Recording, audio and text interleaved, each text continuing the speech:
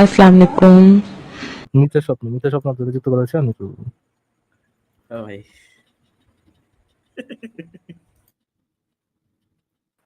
জি ভাই বলুন, যুক্ত করা হয়েছে বলুন। হ্যাঁ, মিউট হয়ে গেছে, মিউট ছিল। ভালো আছেন জি, জি ফারাজ ভাই? বলুন। পিচ্ছি জি মিত্র ভাই ভাইকে ভালো আছি, আশা করি আপনি হ্যাঁ হ্যাঁ আশা করি আপনি ভালো আছেন অনেকদিন বলুন। পরে জি। অনেকদিন পরে দেখলাম। কালকে ফারাজ ভাই দেখছিলাম আপনাদের যে আহ, ওই ভুলে গেলাম। আচ্ছা ওই কালকে যে টক শোটা ছিল আর কি, যে পডকাস্টটা ছিল ইমরান বশির ভাইয়ের, ওখানে দেখছিলাম। আচ্ছা। তো কালকে তো ভালোই লাগলো বেশ খানিকক্ষণ, তবে গ্যাজারি আলোচনা হচ্ছিল। যাই হোক, ঠিক আছে, মোটামুটি একটা অত লোক মিলেমিশে আর কি আলোচনা হবে।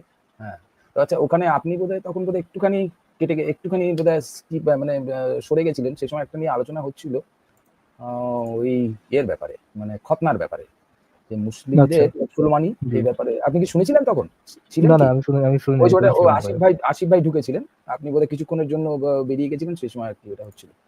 যাই হোক, আচ্ছা তো এই যে খতনা ব্যাপারটা, এটা তো জুডাইজম বা জিউসদের থেকে এসছে, ঠিক আছে।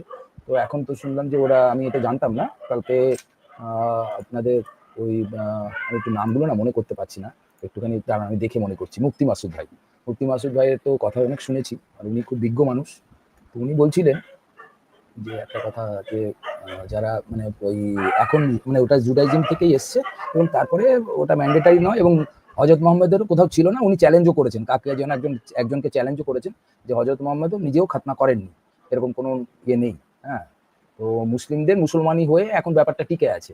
আচ্ছা আপনি কি বলতে পারবেন, বা আপনারা বলতে পারবেন যে ধরুন ক্রিশ্চিয়ানিটি তো তো বোধহয় এটা আছে, কিন্তু এখন হয়তো ফলো করে না, যে ইচ্ছে মতো করে কেউ কেউ। আহ, মানে কোনো ম্যান্ডেটারি কি ব্যাপার এদের আছে নাকি নেই, বা কিছু এরকম কোনো ব্যাপার নেই? আপনি মানে আপনারা মানে এটা কিছু জানেন, মানে বলতে পারবেন? ক্রিশ্চিয়ানিটিতে আপনার খতনার কোনো বিষয় নাই আসলে ভাই। দুনিয়াতে খতনা, তারপরে অরিজিনাল সিন রিলেটেড কোনো পানিশমেন্ট আর কি ক্রিশ্চিয়ানিটিতে নাই। খতনা করার বিষয়, স্যাক্রিফাইস করার বিষয়, এগুলা ক্রিশ্চিয়ানিটির যে নিউ কভিনেন্ট অনুযায়ী এগুলা দরকার নাই। যীশু খ্রিস্ট নিজেকে স্যাক্রিফাইস করার সাথে সাথে এইগুলা থেকে জনগণকে মুক্তি দিয়ে গেছেন।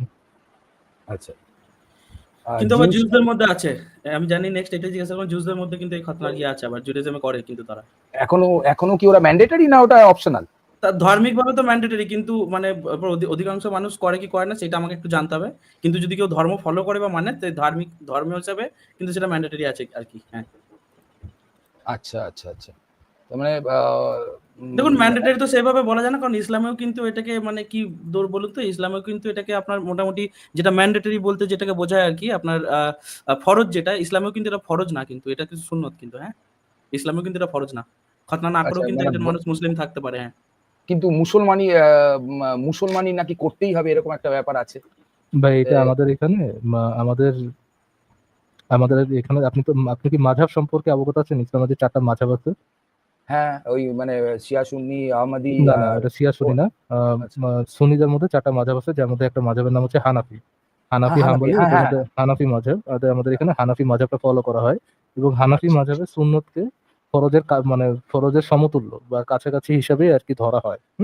আর আচ্ছা সুন্নতের মানটা অনেক বেশি, মানে সুন্নত বলতে নবী মোহাম্মদ যেগুলো করছেন বা করার কথা বলে গিয়েছেন, সেগুলাকে সুন্নত বলে। যেটা আল্লাহ বলেন নাই, নবী এক্সট্রা নিজে করতেন আর কি, ওইগুলাকে আর কি সুন্নত বলা হয়। আচ্ছা তো যেমন এটার মধ্যে আর কি, এই নবীর সুন্নতের মধ্যে ইয়াদের একটা সুন্নত ফলো করতে হয়, হচ্ছে আপনার এটা ইব্রাহিমের একটা সুন্নত ফলো করতে হয়, সেটা হচ্ছে খতনা করা। বলা হয় নবী মোহাম্মদের জন্ম থেকেই খতনা ছিল, যেন নবী মোহাম্মদ নিজে করেনি, বাট সাহাবাদের এই খতনাটা করা লাগছিল। তো এই জন্য আমাদের এখানে খতনা করা হয়, মুসলমানি বলা হয়। ওটা না করলে মুসলমান হবে না, যে সেরকম না, কথায় কথায় আর কি প্রচলন হয়েছে। যেমন হিন্দু আর আমাদের এখানে তো প্রচুর পরিমাণ হিন্দু আছে, হিন্দু আর মুসলিমদেরকে আলাদা করার জন্য অনেক কিছুই করা হইতো। হ্যাঁ, ফর এক্সাম্পল আমাদের এখানে যে নামের আগে মোহাম্মদ লাগাই, যেমন মোহাম্মদ ইচ্ছামিত ভাই, যদি তার নাম অ্যাকচুয়ালি ইচ্ছামিত হইতো, তাহলে তার নাম হইতো মোহাম্মদ ইচ্ছামিত। মোহাম্মদ ইচ্ছে আমার নাম আমার নাম যদি ফারাজনব হইতো, তাহলে আমার নাম হইতো মোহাম্মদ ফারাজনব, বুঝলো? তো এটা কেন করা হইতো, যেমন আপনারা হিন্দুরা নামের আগে হচ্ছে শ্রী শ্রী লাগান, শ্রী এই লাগাই। জিনিসগুলো। হ্যাঁ, শ্রী লাগান, শ্রী শ্রী লাগান, আর অনেক কিছু হয়তো বা লাগান। না শ্রী এটা লাগানো হয় না। আচ্ছা শ্রী আচ্ছা, শ্রী লাগান। শ্রীটা লাগানো হয় অ্যাকচুয়ালি মানে কাউকে রেসপেক্ট করার জন্য, কোনো মহামানবকে আর কি রেসপেক্ট করার জন্য আর কি তাকে দেওয়া হয়।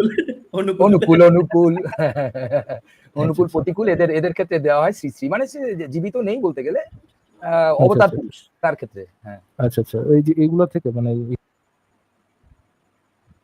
হ্যাঁ হ্যালো, ফারাজ ভাই, আপনার সাউন্ডে চলে গেল আর সাউন্ড চলে গেল। আচ্ছা, চলে আসবেন উনি, হয়তো নেট আচ্ছা, ইন্টারনেট ড্রপ করেছে। তো হ্যাঁ, এটাই অ্যাকচুয়ালি যে হুম। ফারাজ ভাই যেটা বলছেন, কি যেন বলছিলেন উনি আপনাকে? ওই মানে নামের আগে মোহাম্মদ আর শ্রী ব্যবহার, মানে যেমন ভাবে আলাদা করা আর কি, সেপারেশন অফ, মানে রিলিজিয়নটাকে সেপারেট করা আর কি, কাউকে হুম, হুম। মানে মুসলমান এবং হিন্দুদের আলাদা করা।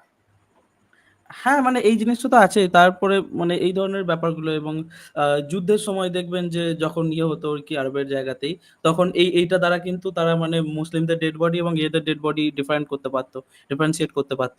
তো এরকম ইহুদিদের তখন অনেকগুলো হতো। আলাদা, আলাদা। হ্যাঁ, ইহুদিদের হতো, ইহুদিদেরও হতো। আমি এই ভারতের পরিপ্রেক্ষিতেই বলছি আরকি, ধরুন আচ্ছা, আচ্ছা। বিভিন্ন সময় বিভিন্ন জায়গায়, বা ধরুন কেউ হুট করে কারোর অ্যাক্সিডেন্ট হয়ে গেল, কেউ মারা গেল, সেখানেও বডি হুম, আইডেন্টিফাই করতে হুম, সাহায্য হুম। হয়। কিন্তু এগুলো মানে একটা প্রথা হিসাবে মানে চালন হয়ে গেছে, কিন্তু এটা কিন্তু ইসলামে যে 100% ম্যান্ডেটরি সেরকম ব্যাপার না কিন্তু। কালকে জানেন তো, হুম। কালকে একটা ইমরান বশির ভাইয়ের যে এটা ছিল, আপনি দেখেছেন কিনা আমি জানি না। ওখানে মুফতি মসুদ ভাই একটা কথা বলেছিলেন। সেটা কি হুম। জানেন? সেটা বলেছিল ওই ফারাজ অর্ণব ভাই যদি থাকতেন তাহলে ভালো হতো। যাই হোক, ওখানে একটা কথা বলেছিলেন যে অ্যাকচুয়ালি মানে হযরত মুহাম্মদ কি করেছেন, যত চারিদিকে যত গার্বেজ, মানে যত ধর্মের গার্বেজ গুলো মানে এনে নিজে এসে ওই ইসলামের মধ্যে ঢুকিয়েছেন। মানে যত হুম। খারাপ দিক ততগুলো সবগুলো নিয়েই এসে ঢুকিয়েছেন। মানে উনি এই কথাটা কালকে একটা বলেছিলেন, বেশ একটা মানে ইয়ে কথা, মানে ভালো। এই যে ধরুন কিছুক্ষণ আগে আলোচনা করছিলেন, অনেক এর আগেও বোধহয় আপনার সাথে কথা হয়েছিল রাজারাম মোহন রায় বিদ্যাসাগরের ব্যাপারে।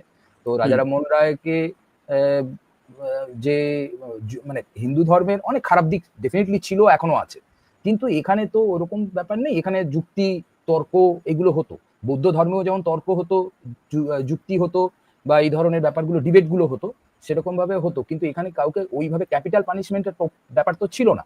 না, কিন্তু এইটা সার্বিকভাবে বলাটা একটু মুশকিল। কেন বলি? কারণ এদের ইতিহাসটা তো তুলনামূলকভাবে একটু লম্বা, মানে খুবও বেশিও পুরনো না। তবে একটু তো তুলনামূলকভাবে পুরনো, এবং এর পরিধিটা মানে এর এরিয়াটা অনেক বিস্তীর্ণ ছিল। মানে ইসলামের যেমন ধরুন আরবের যে ভূখণ্ডটাই, ইসলামের ওই এরিয়াটা কিন্তু খুব ছোট একটা এরিয়া ছিল। কিন্তু আমাদের যে ইন্ডিয়ান মানে এই এরিয়াটা যখন ধরুন একটা মানে কমপ্লিট, মানে যখন অখণ্ড, মানে যে এই পুরো ভারত ইয়েটা ছিল আরকি। অখণ্ড ভারত যেটাকে বলে আরকি মানুষজন, কিন্তু উপমহাদেশ আর কি, অ্যাকচুয়ালি টোটাল অখণ্ড উপমহাদেশটা। ভারতও ছিল না। হ্যাঁ, যখন এটা একত্রে ছিল তখন দেখবেন অনেক বড় একটা এলাকা ছিল, এবং এর হুম, আলাদা, আলাদা জায়গায় আলাদা, আলাদা ধরনের মান্যতা, এবং অনেকটা সময় পেরিয়েছে। মানে আলাদা, আলাদা সময় আলাদা, আলাদা মানুষের মানে বা আলাদা, আলাদা ধরনের আইডিওলজির রাজত্ব হুম, থেকেছে। এবার তাতে করে কি জিনিসটা হয়েছে যে কোন একটা সময় যখন দেখছেন যে সেখানকার মানুষরা দেখবেন প্রচন্ড লিবারাল, নারীদের অনেক অধিকার আছে। ঠিক আছে? মাতৃতান্ত্রিক অনেক সভ্যতা আমাদের কিন্তু এই উপমহাদেশে পাওয়া যায়। ঠিক আছে? নারীদের অধিকার আছে। আবার কিছু জায়গায় কিছু মানে ইতিহাসে কিছু সময় জুড়ে দেখছেন যে না, নারীদিকে প্রচন্ড নিপীড়ন করা হচ্ছে, অত্যাচার করা হচ্ছে। ঠিক আছে? এই হুম। জিনিসগুলো আলাদা, আলাদা টাইমলাইন আছে। তার কাজেই এইভাবে সার্বিকভাবে বলা যায় না যে আমাদের এখানে ওইভাবে মানে মানে মুক্ত চিন্তকদের বা যুক্তিবাদীদের সেভাবে ইয়ে করা আছে। কারণ মানে যদি বৈদিক যুগেরই কথা বলেন, বেদে কিন্তু সরাসরি বলা আছে যে একটা নাস্তিককে কিভাবে শাস্তি দিতে হবে। ঠিক আছে? একটা বেদ বিরোধী নাস্তিককে। তো এইভাবে সার্বিকভাবে বলা যায় না আরকি। এটা একটু খুব শর্ট এইভাবে বলা যায় না যে মানে যুক্তিবাদীদের কথা শোনা হতো বা বসে। কিন্তু চারবাগ দিকেও কিন্তু রীতিমতো অত্যাচার করা হয়েছে, হত্যা করা হয়েছে। হ্যাঁ, বলুন। চারবাককে হত্যা করা হয়েছে? চারবাগদের, হ্যাঁ, চারবাগদের উপর কি ধরনের না, মানে চারবাককে জিনিস হত্যা করা চলছে। হয়েছিল কি? হ্যাঁ, দেখুন, একটু দেখলে বুঝতে পারবেন। একটু ওই সময়ের আমি ইতিহাসগুলো আমি দেখুন। না, চারবাককেও একজন ঋষি বলা হয়, কিন্তু চারবাককে যে না, না, হত্যা করা। চারবাগ ঋষির কথা বলিনি আমি। ওই চারবাগ আচ্ছা, আচ্ছা, আচ্ছা, মানে দর্শনের চারবাক মতবাবলম্বী দর্শনটা, যারা, হ্যাঁ, মানে হ্যাঁ, ওইটা বলছি। নাস্তিক্য ধর্মটা, মানে চারবাগ, নাস্তিক্যদের উপরে আর হ্যাঁ, কি। হ্যাঁ, চারবাগদের মানে ইয়ে করা হয়েছে আরকি, অত্যাচার করা হয়েছে ওদেরকেও। হ্যাঁ, হ্যাঁ, বলুন। অবশ্যই, অবশ্যই। যেকোনো সিস্টেমের মধ্যে ব্যাপারটা হচ্ছে যে অন্য কেউ যদি চলে আসে তখন কেউ মেনে নিতে পারে না। এটাই হচ্ছে ব্যাপার। তার জন্য তার উপরে খড়গহস্ত হয় লোকে। এবং বৌদ্ধদের কচুকাটা করা হয়েছে। আমি এইটুকু বলে হ্যাঁ, দিচ্ছি হ্যাঁ, আপনাদের। ঠিক হ্যাঁ, আছে? হ্যাঁ, হ্যাঁ, বৌদ্ধদের হ্যাঁ, উপর হ্যাঁ, পুরো জেনোসাইড চালানো হয়েছে। তো হ্যাঁ। কাজেই সেই জায়গা থেকে এই জিনিসটা কখনোই বলা যায় না যে মানে আমাদের এখানে বা আমাদের ইয়েতে কালচারে বা আমাদের জায়গাতে কোন ধরনের মানে এই ধরনের নির্যাতন বা এরকম কঠোরতা কখনো হয়নি আরকি। সবার জন্য জায়গা ছিল না। সেই জায়গাগুলো সবাইকে সময়, সময় তৈরি করে নিতে হয়েছে, এবং সেই জায়গাটা তৈরি করে নিতে খুবই মানে ইয়ে হয়েছে। রাজা রামমোহন রায়কে এবং ঈশ্বরচন্দ্র বিদ্যাসাগরকে কতবার হত্যার চেষ্টা করা হয়েছে আপনি একটু দেখুন। ওই জায়গাটা দেখলেও বুঝতে পারবেন আরকি তাদের সময়ে। হ্যাঁ, বলুন এরপর। হ্যাঁ, হত্যার হয়তো প্রচেষ্টার ব্যাপারে জানি না। কিন্তু ওনাদের অনেক নিপীড়িত হতে হয়েছে এটুকু জানি, এবং অপদস্থ হতে হয়েছে বিভিন্ন সময়। সেটা জানি। কিন্তু মানে হত্যার প্রচেষ্টা করা হয়েছে কিনা আমি জানি না। বলতে পারব না, এটা দেখিনি, কখনো শুনিনি। যাই হোক, হতেই পারে। সেটা অসম্ভব কিছুই নয়। কারণ গতানুগতিক জীবনে এর বাইরে কেউ তো আর জায়গা ছাড়তে চায় না, না? আসলে তখন যে ব্রাহ্মণ্যবাদ যেটা ছিল, সেই হুম, ব্রাহ্মণ্যবাদের উপরে তখন ওনারা কুঠারাঘাত করেছেন। তো তো ওনারা যেসব নিয়মগুলো প্রচলন করছেন তাতে ওনাদের হাঁড়িতে ভাত কম পড়ছে, তো সুতরাং অসুবিধা হবেই, তো হত্যার চেষ্টা হতেই পারে, এটা অসম্ভব কিছুই নয়। হ্যাঁ, আচ্ছা। এবং শুধু শুধু ভাতের হাঁড়িতে পড়ার জন্য না, তারা যে ধর্মটাকে ভ্রষ্ট করছে এই হুম। অপবাদেও তাদেরকে কিন্তু হ্যাঁ, প্রচন্ড হ্যাঁ। হেনস্থা হতে হয়েছে, ঠিক আছে? এবং সেখানকার ধর্মগুরুরা ধর্মগ্রন্থ খুলে খুলে তাদেরকে বলতো যে না, এরা হচ্ছে বেদ বিরোধী নাস্তিক, বেদ বেদ অনুযায়ী এদের শাস্তি দেওয়া উচিত আর কি। হ্যাঁ, বলুন। হ্যাঁ, আমি এটা জানি যে ওই উত্তরপাড়া এবং ভাটপাড়ায় ওখানে যে টোল ছিল, ওখানে তো ওই টোলগুলো তো কন্ট্রোল করতো আমাদের এই বঙ্গদেশের পুরো আর কি যারা ব্রাহ্মণরা ছিল তারা কন্ট্রোল করতো। তাদের সাথে ওনার তর্ক বিতর্ক হয় এবং সেই তর্ক বিতর্কের পরে উনি বেদের বেশ কিছু আ অনুবাদ করেন। মানে সংস্কৃত থেকে পুরো বাংলায় অনুবাদ করেন, এই ইংরেজিতে অনুবাদ করেন এবং বাংলায় অনুবাদ করেন।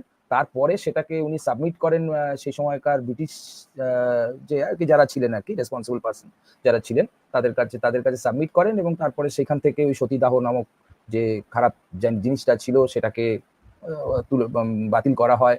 আ বা বিদ্যাসাগরের ক্ষেত্রে তো বিধবা বিবাহের প্রচলনও হয়। সেটা উনার সন্তানের